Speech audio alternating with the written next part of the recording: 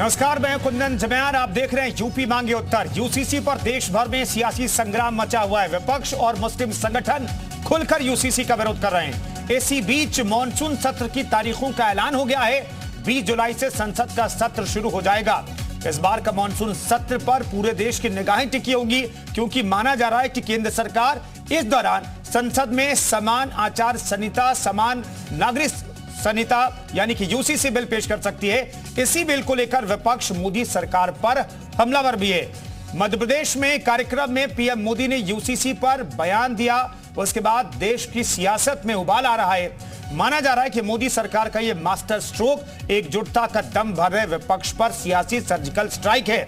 इसी बीच राज्यसभा सांसद कपिल सिब्बल यूसीसी के ड्राफ्ट पर सवाल उठाते नजर आए।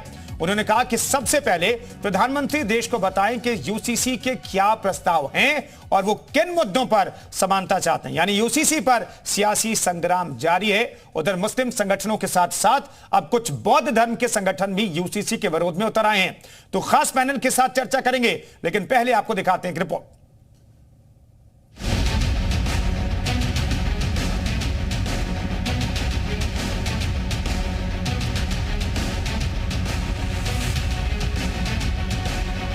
सुप्रीम कोर्ट ने बार बार कहा है, सुप्रीम कोर्ट डंडा मारती है, कह रही है कॉमन सिविल कोड लाओ।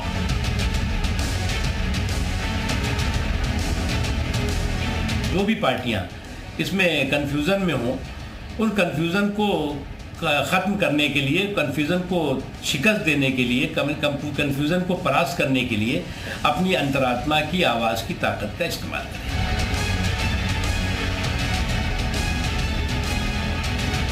एक देश एक कानून तो आप बोल रहे हैं, एक देश एक जात क्यों नहीं कहते हैं? वो भी कहिए।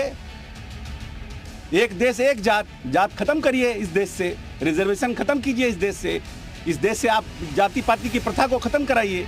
कोई धारा 370 हटाने का कोई समर्थन कर रहा था क्या? जो तुष्टीकरण की राजनीति करने वाले वो तो विरोध करेंगे, लेकिन किसी के विरोध के कारण से कोई अच्छा काम नहीं रुकता है।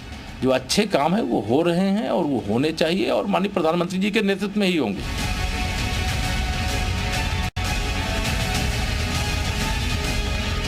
कि सरकार के कुछ लोग जो हैं या कुछ एजेंसीज जो हैं वो सही काम नहीं कर रही हैं, मुद्दों से भटकाने के लिए, जैसा मैंने कहा, बहुत लोगों को, खासकर विपक्ष के बहुत लोगों को परेशान करने की नाकाम कोशिश कर रही है। प्रधानमंत्री जी देश को बताएं कि उनका प्रपोजल क्या है। वो देश के सामने जो यूनिफॉर्म सिविल कोड की बात करते हैं, वो किस चीज़ पे यूनिफॉर्मिटी चाहते हैं।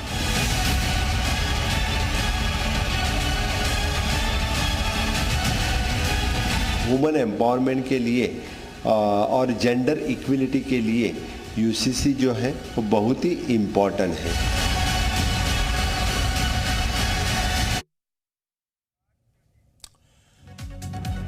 तो इस पर घमासान मचा हुआ है, लेकिन दरअसल अलग अलग पक्ष क्या है ये हम आपको बता देते हैं, फिर चर्चा की शुरुआत करेंगे। तमाम मेहमान हमारे साथ मौजूद रहेंगे। तो यूसीसी पर धर्म पंचायत की बात हो रही है। अलग अलग धर्मों के लिए अलग अलग जो कानून है, चाहे वो तलाक के हों और बाकी चीजों की शादी को लेकर के, उस पर एक देश दो विधान कैसे चल सकता है? एक से ज्यादा शादी नहीं है हिंदू, सिख, जैन, बौद्ध धर्म में, लेकिन मुस्लिम पर्सनल लॉ क्या कहता है? 4 शादी करने की छूट इसमें दी गई है। यहां पर एक समानता लाने की बात हो रही है। हिंदू, सिख, जैन और बौद्ध के लिए बिना तलाक दिए दूसरी शादी अपराध है। बिना तलाक दिए आप कर सकते हैं 4 शादियां। ये दरअसल उन्हें छूट मिली हुई है। इसके अलावा क्या असमानता है ये भी देख लीजिए, क्योंकि प्रधानमंत्री नरेंद्र मोदी ने भोपाल में कार्यकर्ताओं के साथ बातचीत में कहा कि एक परिवार में 2 कानून कैसे चल सकता है?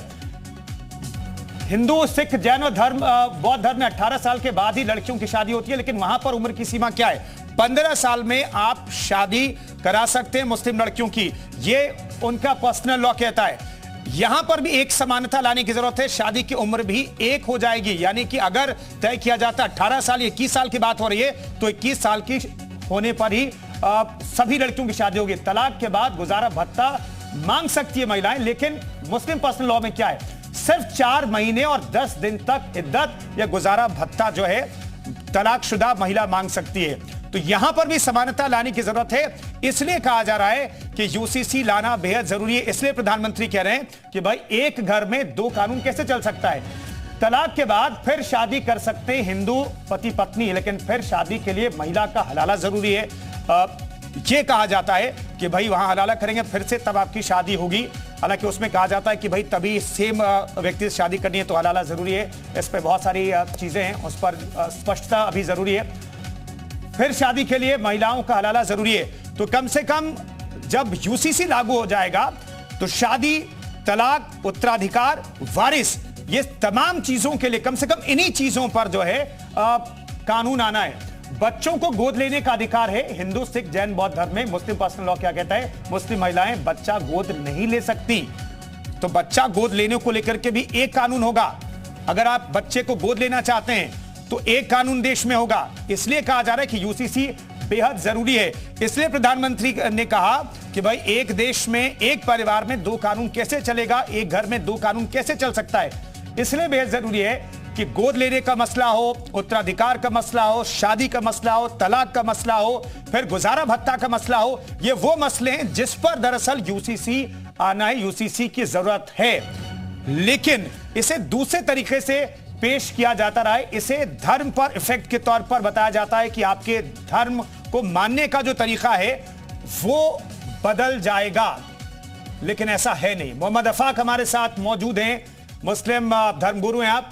अफाक साहब, दरअसल बताए तो यह जाता है और विपक्ष के लोग ये बताते हैं कि आप जैसे निकाह करते हैं, आप जैसे पूजा पद्धति अपनाते हैं, आप जिस तरीके से अपने धर्म को फॉलो करते हैं उस पर फर्क पड़ जाएगा, लेकिन यूसीसी में इस पर कोई फर्क नहीं पड़ने वाला है।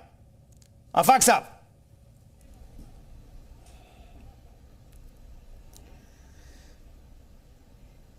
ये डिबेट जो है तो खाली मुसलमानों के लिए है कि और धर्मों के लिए भी है।